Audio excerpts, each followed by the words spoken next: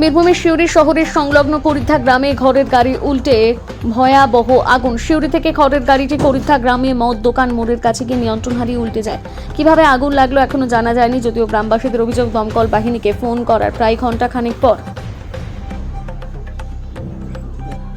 দমকল বাহিনীর একটি ইঞ্জিন এসে পৌঁছয়, যদিও তাতে পর্যাপ্ত পরিমাণে জল ছিল না বলে অভিযোগ গ্রামবাসীদের। পরে ফের আরও একটি ইঞ্জিন এসে আগুন নেভানোর চেষ্টা চলছে।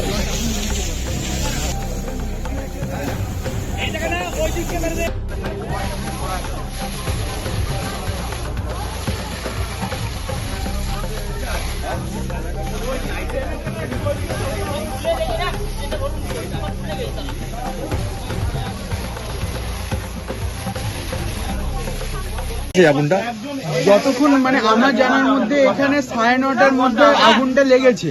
ঠিক 9:30টার মধ্যে এই গাড়িগুলি সন্ধ্যে থেকে পেরোনোর চেষ্টা করছিল, কিন্তু আমাদের এখানকার অন্যান্য বাসিন্দারা তাদেরকে বারণ করেন যে না, এখানে পেরোবেন না, ওই দিক দিয়ে একটা পেছন রাস্তা আছে নিমডাঙ্গাল হয়ে, সেই দিক দিয়ে পেরোবেন।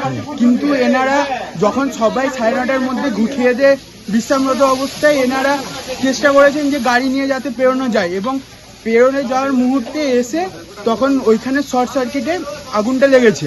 এবারে আগুনটা লেগেছে ঠিক মদ দোকান মোড়ের সামনে, কিন্তু ওনারা যে গাড়িওয়ালারা আছেন, ওরা ড্রাইভার কিছু করে গাড়িটাকে পেছনে নিয়ে এসছেন, সেই জন্যে এই ফাঁকা জায়গাটাই হয়েছে, না হলে ঘটনাটা আরো মানে ব্যাপক হতে পারে।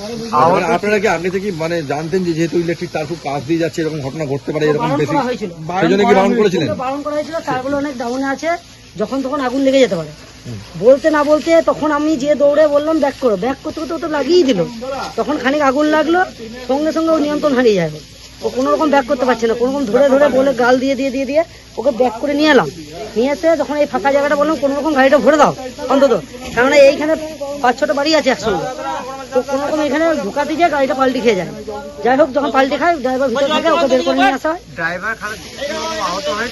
না, খালাসি তো ভিতরে ড্রাইভার একাই ছিল, ড্রাইভার উল্টে গিয়ে ড্রাইভার ভিতরে থাকে, ড্রাইভারকে আমরা বের করে নিয়ে আসি, নিয়ে বাইরে এনে ওকে, তারপরে দেখছি গাড়িটা উল্টে ওখানে ঠেকে গেল।